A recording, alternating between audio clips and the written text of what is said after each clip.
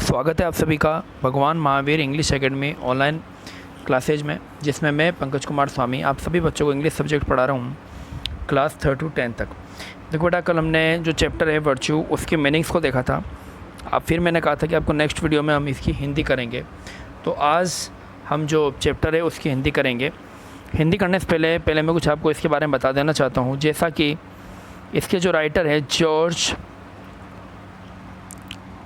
Hobart, इन्होंने ये जो पोएम लिखी है ये इस बात की है कि इस संसार के अंदर कोई भी चीज़ जो है वो सर्टन नहीं है। यानी कहने का मतलब है, चाहे रात हो, चाहे दिन हो, चाहे सुबह हो, शाम हो, फूल का खिलना हो, सूरज का उगना हो, कोई भी चीज़ सर्टेन नहीं है। यानी कि एक समय के बाद में उसको क्या होना पड़ता है, ख़त्म होना ही पड़ता है। लेकिन जो हमारी आत्मा है, जो हमारी कह सकते हैं हमारी जो अच्छी क्वालिटी है, गुण है, वो कभी भी मरते नहीं है। यानी वो हमेशा एक जैसे ही रहते हैं। तो इसलिए इस चैप्टर का नाम है वर्च्यू। वर्च्यू यानी गुण। चलिए चैप्टर की तरफ बढ़ते हैं। स्वीट डे, सो कूल, सो काम, so bright, the bridal of the earth and sky. यानी कि जो दिन है वो बहुत ही स्वीट है, यानी कि बहुत ही सुंदर है, बहुत ही सुहावना है, अच्छा है। सो कूल, काफ़ी ठंडा है। सो काम, काफ़ी शांत है। सो ब्राइट, काफ़ी सुंदर है। ब्राइट का मतलब यहाँ पर है बहुत ही ज़्यादा चमकदार, यानी कहने का मतलब है बहुत ही ज़्यादा जो है खुशनुमा है। क्यों? The bridal of the earth and the sky. The bridal of the earth का मतलब होता है, ब्राइडल का मतलब होता है विवाह में बंधना, या फिर ये कह सकते हैं एक दूसरे का मिलना। तो जैसे अर्थ और स्काई जब आपस में मिलते हैं, जब दिन होता है, तो उसके बारे में बात कर रहे हैं कि जो अर्थ और स्काई जिस पर मिलते हैं उस दिन, उस समय जो डे है वो बहुत ही स्वीट होता है, बहुत कूल होता है, काम होता है, बहुत ही शांत होता है। लेकिन साथ साथ में देखो, the dew shall weep fall tonight for thou must die.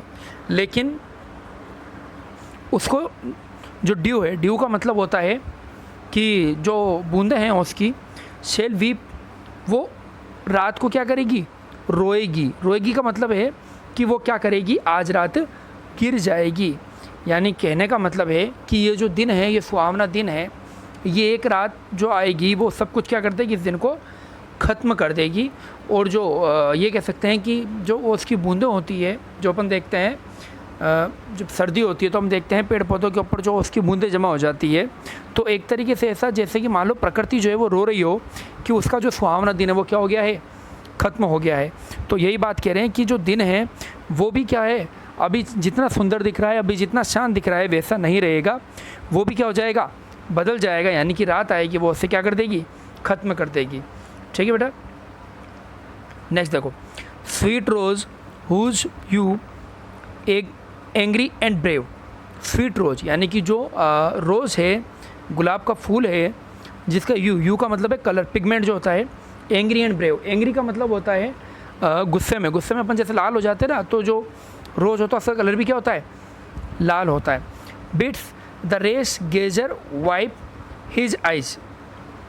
यानी कि रेस गेजर का मतलब होता है, जो गेजर मैंने आपको बताया था कल, एकटक लगाकर देखने वाला है ना। तो गेजर का मतलब जो व्यक्ति इसको एकटक लगाकर देखे तो उसकी भी आंखें क्या हो जाए, एकदम से ये कह सकते हो कि वो भी इसके अंदर अट्रैक्ट हो जाए। Wipe his eyes, wipe his eyes का मतलब है कि उसकी भी आंखें जो है वो क्या हो जाए, धुंधला जाए। Thy root is ever in its grave and thou must die. क्योंकि जो उसकी रूट से, यानी कि जो उसके पौधे की जड़ें हैं, इसकी जो गुलाब है उसकी जड़ें हैं, वो वहीं पर क्या है, गहराई तक फैली हुई है। और आज नहीं तो कल वापस से क्या हो जाएगी, वो वहीं पर और मुरझा जाएगा। यानी फूल जो है वो एकदम से मुरझा जाएगा और उसकी जड़ें हैं वो भी क्या हो जाएगी, पूरी तरीके से नष्ट हो जाएगी। यानी कि कहने का मतलब है कि जो खिला हुआ फूल है वो भी हमेशा एक जैसा नहीं रहता। कुछ समय तक वो खिला हुआ रहता है, लेकिन बाद में अंत जो उसका एंड होता है तब वो क्या हो जाता है, मुरझा जाता है। नेक्स्ट देखो बेटा, sweet spring full of sweet days and roses, a box where sweets compacted lie. Sweet spring यानी कि जो बसंत का मौसम होता है तो बहुत ही सुहावना होता है। Full of sweet days and roses, सुहावने दिन होते हैं और सब जगह क्या होती है, फूल खिले हुए होते हैं, यानी रोजेज यानी गुलाब जो है वो खिले हुए होते हैं। A box where sweets compact like, यानी कि जैसे एक बॉक्स के अंदर स्वीट्स भरी हुई होती है, उसी तरीके से उस बसंत के मौसम के अंदर बहुत सारी जो गुलाब हैं वो और जो खुशनुमा जो दिन हैं वो रहते हैं। My music shows you have your closes and all must die.